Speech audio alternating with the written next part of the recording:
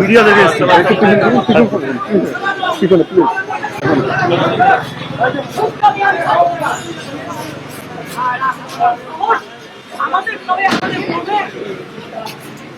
কি বেশি আপনি যাও কি পকড়ি দিয়ে দুটাই মস্তানি হবে না বেঁচে আছো আমাদের জন্য কালকে বুকিং ও 1 সেকেন্ডে বেরিয়ে যাবে কোন দানা কোন মস্তানি সে এখান থেকে খাচ্ছো দাচ্ছো জমিদারি করছো বাবা বাড়ির সামনে চামড়া গুটিয়ে চলো 5 মিনিট নাম নিয়ে নাও তো এখানে যে ছেলেগুলো করছিল এই জায়গাটার নাম নাও পুরো নাকা চেকিং হবে বাড়ি টু বাড়ি হবে দেখে নাও তো জায়গাটার নাম নাও এত বড় সাহস তুমি তোমার মতো স্লোগান দিচ্ছ তোমার গাড়ির মধ্যে চলে আসছে আমার সাহস বাংলা খালি গুজরাট না এটা মাথায় রেখো বাংলা ইমোর গুজরাট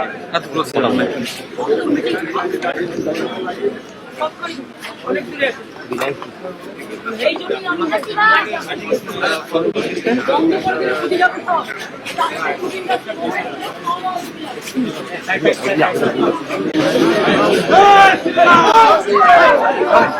তো এসে বললে পালাচ্ছিলি কেন সামনে গাড়িটা রাখো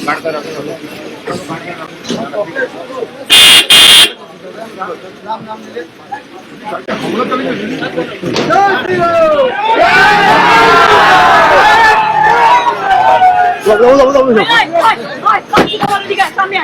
সামনে বুকের ফাটা সামনে আছে গুন্ডারা এই ক্রিমিনাল সামনে আয় সালা ক্রিমিনাল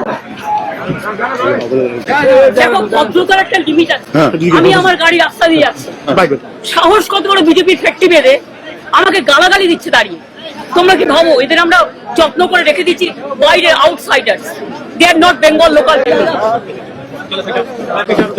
উইল টেক অ্যাকশন পুলিশকে বলবেন অ্যাকশন নিতে পুলিশের কাজ করবে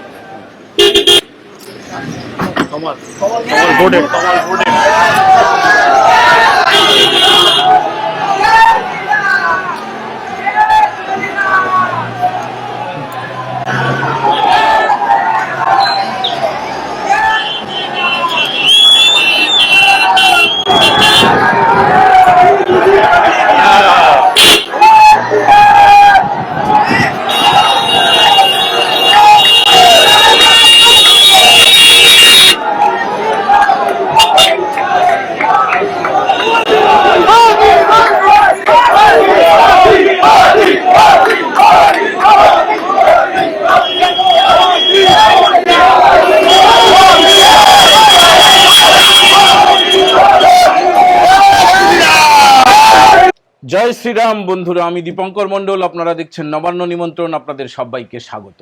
এটা একটা পুরনো ভিডিও, যে ভিডিওটা আপনারা দেখলেন এটা পুরনো ভিডিও।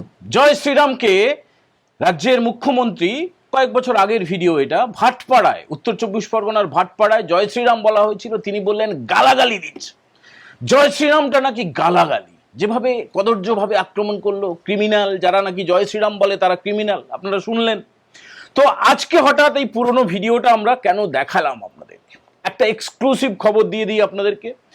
রাজ্যের বিদায়ী মুখ্যমন্ত্রী, কেয়ারটেকার মুখ্যমন্ত্রী মমতা ব্যানার্জি, তিনি ভোটের প্রচারে গিয়েছিলেন পাণ্ডবেশ্বরে। অন্ডাল বিমানবন্দর থেকে 3:39 তার বিমান রওনা হয়েছিল কলকাতার উদ্দেশ্যে। কলকাতা বিমানবন্দরে অবতরণ করার কথা ছিল, কিন্তু পাপ কখনো বাপকে ছাড়ে না, বুঝলেন তো। পুরুষোত্তম ভগবান শ্রীরামচন্দ্রের জয়ধ্বনিকে যিনি গালাগালি বলে মনে করেন, আপনারা জানেন মহাকুম্ভকে তিনি মৃত্যুকুম্ভ বলেছিলেন, তিনি হিন্দু ধর্মকে গান্দা ধর্ম বলেছিলেন। তো সেই পাপটা তো কাউকে ছাড়বে না। মমতা ব্যানার্জির বিমান, এই মুহূর্তে যে আমরা ভিডিওটা তৈরি করছি, এই এপিসোডটা তৈরি করছি, মমতা ব্যানার্জির বিমান আকাশে চক্কর দিচ্ছে, নামতে পারছে না মমতা ব্যানার্জির বিমান। দেখুন, আমরা চাই না কারো ক্ষতি হোক, তিনি সুস্থভাবে তার বিমান নেমে আসুক কলকাতা বিমানবন্দরে, নিশ্চয়ই নেমেও যাবে কিছুক্ষণ পরে, দুর্যোগ নিশ্চয়ই কেটে যাবে, কিন্তু পাপ তার বাপকে ছাড়ে না। এই যে কয়েক বছর আগে পুরুষোত্তম ভগবান শ্রীরামচন্দ্রের জয়ধ্বনিকে তিনি গালাগাল বলেছিলেন, যেভাবে কদর্যভাবে, যেভাবে আক্রমণ করেছিলেন, যেভাবে নোংরাভাবে তিনি আক্রমণ করেছিলেন, সেই পাপটা কি তার গায়ে লাগলো? কেন বলছি এই দুর্গোৎসবের সময় তিনি যখন ঘোমটা পরে হিজাবের মতো করে দুর্গোৎসবের ফিতে কাটতে গিয়েছিলেন, তারপরে আপনারা দেখেছেন যে কলকাতা শহর 10 দিন ধরে জলে ডুবেছিল, সেখানে প্রচুর নিরীহ মানুষ মারা গিয়েছিলেন। অনেকে বলেন যে সেই পাপের ফলেই, মমতা ব্যানার্জির সেই পাপের ফলেই নিরীহ মানুষের মৃত্যু হয়েছিল। দেখুন, এই পাপ কারো বাপকে ছাড়ে না, আমরা চাই না কারো কোনো ক্ষতি হোক, কিন্তু এই মুহূর্তে মমতা ব্যানার্জির যে বিমান সেটা ওপরে ঘুরছে, আকাশে চক্কর দিচ্ছে, এবং তিনি নিশ্চয়ই তার কোনো ঘনিষ্ঠকে, একা তো নেই, আরো ঘনিষ্ঠ বেশ কয়েকজন আছেন, তাদেরকে নিশ্চয়ই বলছেন যে হায় রে, আমি কেন এই পাপটা করেছিলাম। তিনি নিশ্চয়ই বলছেন, পরে আমরা জানতে তো পারবো তিনি কি বলেছেন তার ঘনিষ্ঠদের কাছে। তার যে ভয়, সেই ভয়টা গোপন থাকা উচিত না, এই কারণেই আমরা থাম্বনেলে ভয় শব্দটা রেখেছি। ভয়, ভয় শব্দটা কেন রেখেছি জানেন? আজকে রামনবমী, আজকে শুধুমাত্র কলকাতা নয়, আজকে শুধুমাত্র পশ্চিমবঙ্গের 294টা কেন্দ্র নয়, আজকে শুধুমাত্র ভারতবর্ষ নয়, গোটা পৃথিবী জুড়ে পুরুষোত্তম ভগবান শ্রী রামচন্দ্রের জয়ধ্বনি দিয়ে যে শোভাযাত্রা করা হচ্ছে, সেই শোভাযাত্রাকে দেখে কেউ কেউ ভয় পাচ্ছে, ভয় পাচ্ছে। তাদের মধ্যে এই মমতা ব্যানার্জি অন্যতম। তিনি যে ভয় পাচ্ছেন, দেখুন, কোনোদিন আপনারা দেখেননি, আমরাও কোনোদিনও দেখিনি, রাজ্য পুলিশের এক্স হ্যান্ডেলে, কলকাতা পুলিশের এক্স হ্যান্ডেলে রামনবমীর শুভেচ্ছা অভিনন্দন জানানো হচ্ছে। কেন জানানো হচ্ছে? তার কারণ মমতা ব্যানার্জির ঘনিষ্ঠ লোকেরা আর ওই পদগুলোতে নেই। কলকাতা পুলিশের সিপি, রাজ্য পুলিশের ডিজি, মুখ্য সচিব, স্বরাষ্ট্র সচিব, বেশ কিছু ডিএম, বেশ কিছু এসপি সরিয়ে দেওয়া হয়েছে, আপনারা জানেন। আর তার ফলটা কিন্তু আমরা পাচ্ছি, সুফলটা আমরা পেতে শুরু করেছি। ভয় পাচ্ছে, ভয় পাওয়া শুরু হয়েছে, ভয় পাওয়া শুরু হয়েছে 14 তারিখ থেকে। তখনও পর্যন্ত মডেল কোড অফ কন্ডাক্ট, আদর্শ আচরণবিধি রুজু হয়নি। দেশের প্রধানমন্ত্রী নরেন্দ্র মোদী কলকাতায় তিনি ব্রিগেডে বক্তৃতা দিতে এসেছিলেন। একটা সরকারি কর্মসূচি, একটা ছিল রাজনৈতিক কর্মসূচি। সরকারি কর্মসূচি শেষ করে তিনি যখন রাজনৈতিক কর্মসূচিতে যোগ দিতে যাচ্ছেন, তখন উত্তর কলকাতার গিরিশ পার্কে যেভাবে যা হয়েছিল, ওষুধটা দেওয়া হয়েছিল, সেই ভয় শুরু হয়েছিল সেদিন থেকে। তারপরে ভোটের ঘোষণা হয়ে গেল দিল্লি থেকে। তারপরে আমরা কি দেখলাম? বরানগরে বিজেপি প্রার্থী সজল ঘোষের নেতৃত্বে যেভাবে প্রতিরোধের ব্যারিকেড তৈরি করা হলো, ভয়টা বাড়তে থাকলো। আজকে একটা টিভি চ্যানেলে আমি দেখছিলাম কিছুক্ষণ, একটা একপেশে ছবি দেখানো হচ্ছে। একপেশে ছবি কেন দেখানো হচ্ছে বলছি, দক্ষিণ 24 পরগনা তো কারোর জায়গির নয়, জায়গির বলে ধরা হয়, কেউ কেউ পৈতৃক সম্পত্তি বলে মনে করে। সেখানকার যিনি সাংসদ, দক্ষিণ 24 পরগনা ডায়মন্ড হারবারের সাংসদ, আজকে তিনি উত্তরবঙ্গে বিরাট বড় বিলাসবহুল গাড়ির উপরে ড্রোন শট, মানে একাধিক ক্যামেরা নিয়ে, মাল্টি ক্যাম নিয়ে তিনি শো করছেন। সেটা ফেসবুকে একটুখানি দেখেছি। আর ভয়টা কেন বলছি, দেখুন, ভয়টা কেন বলছি সেটা বলছি। তৃণমূল কংগ্রেসের তরফে কলকাতা তৃণমূল ভবনে একটা প্রেস কনফারেন্স করা হয়েছে। সেখানে বারবার করে বলা হচ্ছে এই বদলির কথা বলা হচ্ছে, এসআইআর এর নাম বাদ যাওয়ার কথা, ভূতেদের বাদ যাওয়ার কথা, মৃতদের বাদ যাওয়ার কথা, সেগুলো বারবার উল্লেখ করার পাশাপাশি বলছে এবার ইভিএম হয়তো হ্যাক হয়ে যেতে পারে। ভয়টা কোন জায়গায় ঢুকে গেছে, ভয়টা কোন জায়গায় ঢুকে গেছে, হতাশাটা কোন জায়গায় চলে এসছে, উদ্বেগটা কোন লেভেলে চলে গেছে, বুঝতে পাচ্ছেন আপনারা? তৃণমূল কংগ্রেসের অফিসে একদম রাজ্য দপ্তরে বসে সায়নী এবং মন্ত্রী, প্রাক্তন মন্ত্রী বলতে হবে, বা বিদায়ী মন্ত্রী, স্কুল শিক্ষা দপ্তর আর উচ্চ শিক্ষা দপ্তরের বিদায়ী ভারপ্রাপ্ত মন্ত্রী ব্রাত্যব্রত বসু রায়চৌধুরী বারবার বলছেন যে ইভিএম হয়তো হ্যাক হয়ে যাবে। এই মুখ্যমন্ত্রী, মানে বিদায়ী মুখ্যমন্ত্রী, গত 15 বছর ধরে যিনি শাসন করছেন, তার যে বডি ল্যাঙ্গুয়েজ, সেটা তো কয়েকদিন ধরে আপনারা ফলো করছেন। আমার থেকে সব কেড়ে নিল বলার পাশাপাশি তিনি আজকে পাণ্ডবেশ্বরে অদ্ভুত সব কথা বলেছেন। ভয়টা কোন লেভেলে গেছে, ভয় থেকে তার মাথাটা গেছে বিগড়ে। বলছেন আসানসোলকে আমি জেলা করে দিয়েছি। আসানসোল কবে জেলা হলো বলুন তো? আপনারা তো জানেন, মানে যারা আসানসোলে থাকেন, যারা বর্ধমানে থাকেন, যারা পাশাপাশি থাকেন আপনারা, বা পশ্চিমবঙ্গের যে কেউ, আসানসোলটা কবে নতুন জেলা হলো একটু বলুন তো? বিদায়ী মুখ্যমন্ত্রী মঞ্চে পায়চারি করতে তিনি বলছেন আসানসোলকে আমি জেলা করে দিয়েছি। এর পাশাপাশি তিনি যেটা বলছেন যে রামনবমী পালন করুন, সেই কথা শুনে রামনবমী পালন করতে নেমে পড়েছে তৃণমূল কংগ্রেস। ভাবা যায়, যে রাজ্যের মুখ্যমন্ত্রী একসময় রামনবমী উদযাপন এবং জয় শ্রীরাম ধ্বনিকে গালাগাল বলেছেন, যিনি গন্ধা ধর্ম বলেন, যিনি মৃত্যুকুম্ভ বলেন, তার দলকে তিনি বলছেন রামনবমী পালন করো, রামের শরণাপন্ন হও, জয় শ্রীরাম বলতে শুরু করো। ভয়টা হয়েছে তো। এবার আসি, বাসন্তীর কথা বলছিলাম, ওই যে টিভি চ্যানেলের কথাটা বলছিলাম। বাসন্তীতে দেখা যাচ্ছে লুঙ্গি পার্টি একজনকে মারছে, ঠিক আছে, একটা ছবি, কিন্তু সেখানে কি শেষ? এটা এটা দেখিয়ে কি প্রমাণ করার চেষ্টা করছে? এটা তৃণমূলের একটা এজেন্ডা, এটা আইপ্যাকের তৈরি করা এজেন্ডা।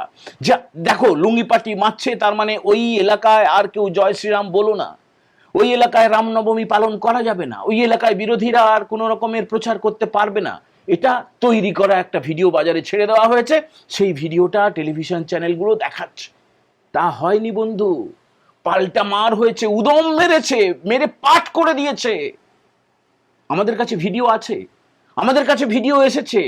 শুধুমাত্র যে ওই লুঙ্গি পার্টি লাঠি নিয়ে মেরেছে তা হয়নি, তা হয়নি। রামনবমী যারা উদযাপন করছিলেন, বিজেপির প্রার্থীর হয়ে যারা প্রচার করছিলেন, তারাও কিন্তু পাল্টা এমন মার মেরেছে, তার ফলে ভয়ে গর্তে ঢুকে গেছে। যারা মেরেছিল, যারা মেরেছিল সবই তো জানেন, লুঙ্গি পার্টি, দাড়ি পার্টি, তারা মেরেছিল, এবং তাদেরকে উল্টে এমন মার মারা হয়েছে যে তারা ভয়ে গর্তে ঢুকে গেছে। আজকে দিনাজপুরের হরিরামপুর বলে একটা জায়গা আছে, সেখানে একজন মহিলা, তিনি অভিযোগ করেছেন, হরিরামপুর দক্ষিণ দিনাজপুরের আন্ডারে পড়ছে, সাইদুল, মকবুক, নজরুল, ইমরুল, বিহারি, মোহাম্মদ, এই যে 5 জন লোকের নামে অভিযোগ দায়ের করা হয়েছে যে একজন মহিলাকে ধর্ষণ করেছে তারা। হরিরামপুর থানায় অভিযোগ জমা পড়েছে। এখনো পর্যন্ত এই লুঙ্গি পার্টি, দাড়ি পার্টি, তাদেরকে দিয়ে তৃণমূল চেষ্টা করছে কিছুটা আতঙ্ক ছড়ানোর, কিছুটা বিভ্রান্তি ছড়ানোর। কিন্তু এর পাশাপাশি আপনারা যারা সোশ্যাল মিডিয়া ঘাঁটছেন, আপনারা খেয়াল করে দেখবেন যে মুসলিমরা তারা সামনে এসে বলতে শুরু করেছেন যে এতদিন যা ভুল বোঝানোর বুঝিয়েছো খালা, আমি নিজে দেখেই বলছি ভিডিওটা, এতদিন যা ভুল বোঝানোর বুঝিয়েছো খালা, আর আমাদের ভোট পাবে না, আমরা আর ভুল বুঝে থাকবো না, আমরা তোমাকে ভোট দেব না, আমরা আমাদের বিকল্প পেয়ে গেছি। বিকল্প কারা? বিকল্প হচ্ছে আইএসএফ, বিকল্প হচ্ছে হুমায়ুন কবিরের দল, বিকল্প হচ্ছে আসাদুদ্দিন ওয়েসির দল, বিকল্প সিপিআইএম বা কংগ্রেস। তৃণমূলের পাশে থাকবে না। আপনারা দেখবেন 4 মে যখন ফল প্রকাশ করা হবে, দরকার হলে এই ভিডিওটা সেভ করে রেখে দিন, সেদিন আপনারা চালিয়ে দেখবেন, বন্ধুদের সঙ্গে শেয়ার করে রাখবেন, যদি ভালো লাগে কমেন্ট করবেন, অবশ্যই আপনারা লাইক করবেন এবং শেয়ার করবেন। এর পাশাপাশি যারা প্রথমবার দেখছেন, নবান্ন নিমন্ত্রণ চ্যানেলটা সাবস্ক্রাইব করবেন। আপনারা দেখবেন, দেখুন, ভয় পাবে না কেন? রামনবমীর আগের দিন অর্থাৎ গতকাল রাত্রে ভবানীপুরের যিনি বিজেপি প্রার্থী, যিনি নন্দীগ্রামেও প্রতিদ্বন্দ্বিতা করছেন, রাজ্যের বিরোধী দলনেতা শুভেন্দু অধিকারী, তার একটা ক্যাম্প অফিস হবে ওই ভবানীপুর বিধানসভার মধ্যে, নিজস্ব জায়গায়, ব্যক্তি মালিকানা জায়গায়। সেটা একদম দিদির যারা পাঁচাটা কিছু পুলিশ এখনো পর্যন্ত অবশিষ্ট রয়েছে, দেখুন, সুবিধা নিয়ে নিলে সেটা যে কেউ হতে পারে। আপনার পাড়ায় দেখবেন কেউ কেউ মাতব্বরি করছে এখনো পর্যন্ত, হুমকি দিচ্ছে এখনো পর্যন্ত, তারা কেন দেবে না? তারা কাটমানি নিয়েছে, তারা এই যে বিভিন্ন ঘরের টাকা আছে, রাস্তার টাকা আছে, সেখান থেকে টাকা তুলেছে, তারা তাদের বউদের চাকরি করিয়ে দিয়েছে, তারা তাদের ভাইদের নামে, তাদের নিজেদের নামে প্রচুর টাকা করে ফেলেছে, তো তার প্রতিদান তো তাদেরকে দিতেই হবে। ফলে আপনারা কিছু সমর্থক পাবেন। এখনো পর্যন্ত তৃণমূল থেকে যারা টাকা তুলেছে, টাকা নিয়েছে, তারা আর বেইমানি কি করে করে? তারা এখনো পর্যন্ত ওই বাংলাদেশের স্লোগানটা জয় বাংলা, জয় বাংলা বলে চিৎকার চেঁচামেচি আর্তনাদ করে যাচ্ছে। তেমনি কিছু পুলিশও রয়েছে, প্রশাসনের মধ্যেও কিছু লোক রয়েছে, প্রচুর টাকা, অগাধ টাকা তারা তুলে নিয়েছে।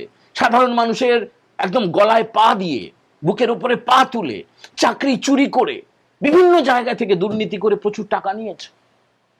তারা তো থাকবেই, তারা তো সেই বাংলাদেশের স্লোগানে জয় বাংলাকে সমর্থন করবেই। তো এবারে শুভেন্দু বাবুর যে ক্যাম্প অফিসটা হবে, অস্থায়ী ক্যাম্প অফিস, নির্বাচনী কার্যালয় হবে, সেটা করতে দেওয়া যাবে না। স্থানীয় পুলিশ, স্থানীয় পুলিশ, ভবানীপুর বিধানসভার স্থানীয় পুলিশ আলিপুরের একটি জায়গায় আটকে দিল গাড়িটাকে, তখন মাঝরাত্রি, গতকালের কথা বলছি, রামনবমীর আগের রাতের কথা। পুলিশ আটকে দিল। শুভেন্দু বাবু ছিলেন নন্দীগ্রামে, ছটান তিনি চলে এলেন কলকাতায়। কলকাতায় এসে তিনি দাঁড়িয়ে গেলেন একদম গাড়ির সামনে। পুলিশকে জিজ্ঞেস করলেন, কি ব্যাপার ভাই, কেন আটকেছেন? না, এটা কেস আছে, অমুক আছে, তমুক আছে। কেস তো কিছু নেই, কলকাতা পুলিশ তো কোনো পার্টি নয়। যদি পুরসভার কিছু অভিযোগ থাকে পুরসভা যাবে কোর্টে, কোর্ট দেবে নির্দেশ, আপনি কেন আটকাচ্ছেন, তাতেও ছাড়ে না। এরপরে যেটা দেখা গেল, শুভেন্দুবাবু টানা সেখানে ধর্নায় দাঁড়িয়ে থাকলেন, তিনি নির্বাচন কমিশনে যোগাযোগ করলেন, রাজ্যের সিইও যিনি মনোজ আগরওয়াল তাকে ফোন করলেন, কলকাতা পুলিশের সিপি কে ফোন করলেন, এবং ঘন্টা খানেকের মধ্যেই কিন্তু যে চামচাগুলো এসছিল, পা চাটা লোকগুলো এসছিল, তারা আস্তে আস্তে ল্যাজ গুটিয়ে রণে ভঙ্গ দিয়ে তারা পালিয়ে গেল। এটাকে কি বলবেন? থাপ্পড়, লাথি? মানে মিনিমাম যদি লাজ লজ্জা থাকে, এখনো পর্যন্ত যারা পা চেটে যাচ্ছে, এখনো পর্যন্ত যারা ওই বৃত্তিটা করে যাচ্ছে, পদলেহন করে যাচ্ছে, চটিলেহন করে যাচ্ছে, এখনো পর্যন্ত বাংলাদেশের স্লোগানকে যারা সমর্থন করে যাচ্ছে, তাদের শিক্ষাটা হবে কবে, কবে হবে? আর এই দৃশ্যের কথা, এটা তো গোপন থাকে না। রাজ্যের বিদায়ী মুখ্যমন্ত্রী, তিনি নির্বাচনী প্রচারে বাইরে ছিলেন, তার কাছে গিয়ে পৌঁছেছে, সেটা তো তার কাছে ভয় ধরিয়ে দিয়েছে। কি হলো? তিনি যেটা বলছিলেন আমার সব কিছু কেড়ে নিয়েছে। শেষ পর্যন্ত যে চামচাগুলো ছিল, পদলেহনকারীগুলো ছিল, তারাও কিছু করতে পারলো না। এরপরেও বলবেন ভয় পায়নি? ভয় পাওয়ার এরকম অজস্র কারণ রয়েছে। এরপরে আরো ভয় বাড়তে থাকবে, আতঙ্ক বাড়তে থাকবে, যত দিন এগিয়ে যাবে ভোটের দিকে। আর যখন গদি তো টলমল হয়েই গিয়েছে, যখন গদিটা চলে যাবে, তখন ভয়টা গিয়ে দাঁড়াবে আতঙ্কে। আতঙ্ক থেকে হয়তো কি হবে আমরা জানি না এখনো পর্যন্ত। একদম সেই 2011 সালে বামফ্রন্টের যখন শেষ সময়, যখন তারা ভোটে হেরে গেলেন, বেশ কয়েকজন নেতা কিন্তু অসুস্থ হয়ে গিয়েছিলেন। আপনাদের মনে থাকবে গৌতম দেব, নিরুপম সেন, বুদ্ধদেব ভট্টাচার্যের কথা। সেই রকম হয়তো তৃণমূলে যারা এখন এই বাংলাদেশের স্লোগানকে এখনো পর্যন্ত সমর্থন করে যাচ্ছেন, তারা কি হবে, সুস্থ থাকবেন নাকি অসুস্থ থাকবেন, সময় তার উত্তর দেবে। বন্ধুরা, আমাদের এই এপিসোড কেমন লাগলো আরো একবার বলছি, আপনারা কমেন্ট করে জানাবেন। সবাই ভালো থাকবেন। আপনাদের সবাইকে রামনবমীর শুভেচ্ছা, অভিনন্দন ও ভালোবাসা জানিয়ে, ভগবান পুরুষোত্তম শ্রীরামচন্দ্রের পদধূলিতে প্রণাম জানিয়ে আজকের মতো এই এপিসোড আমরা এখানেই শেষ করছি। জয় হিন্দ, বন্দে মাতরম।